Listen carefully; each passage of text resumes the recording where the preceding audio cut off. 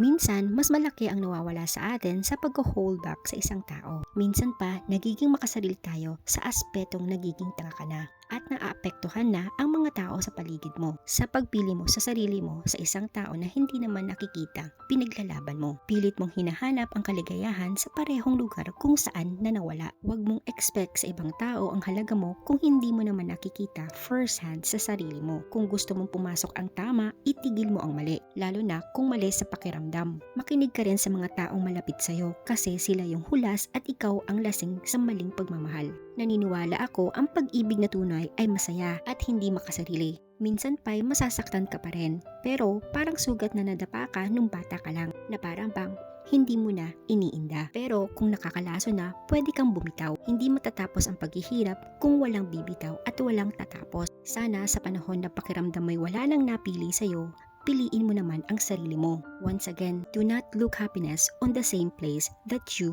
lost it. Dahil minsan ang kakahabol mo sa ibang tao, ang tunay mong naiwan ay ang sarili mo.